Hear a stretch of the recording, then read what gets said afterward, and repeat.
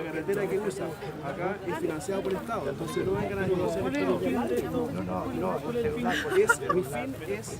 Me preocupa sobremanera que la bandera mapuche es la misma y van expresada en la misma actos terroristas de la localidad. Eso me preocupa. Pero defiendan primero la bandera mapuche. Voy a pedir algo con todo respeto. Por favor, ¿se pueden retirar? Tenemos una reunión de nosotros. Es público, pero nosotros tenemos una reunión. O sea que si ustedes están en una conversación, ¿me pueden meter en de ustedes? No, la conversación ya. no.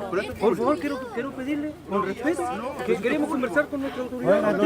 Queremos hacer un trabajo, se pueden retirar. Salgan por acá. Oiga, loco. No, queremos conversar con queremos conversar con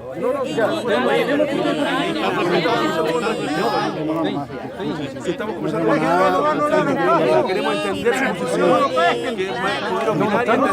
Están opinando para aprender. Ustedes están opinando para provocar. Ese es el tema. No, yo estoy No, por favor. Ustedes están provocando. Conversar es otra cosa. Por favor. Por supuesto.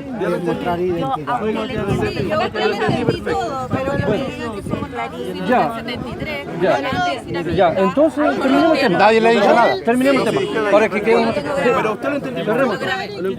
Pero sigue siendo racista igual. Sigue siendo. ¿Cómo que no? Mire, falta el respeto. Oye, mire, viene y dice, mire, a usted no le interesa mi nombre. Primero que nada. No le interesa mi nombre. No le interesa mi nombre. No es de mi nombre. No me interesa, pero que te contestación. Oiga, y recién viene a preguntar quién autorizó levantar la bandera. ¿Y yo estoy de quién es? De la municipalidad. Damián. Vamos. Llamo con el respeto, aunque no esté de acuerdo. Sí, cuando estamos de acuerdo, exacto. Y le queremos pedir a ustedes. Eso es racismo. Es broma,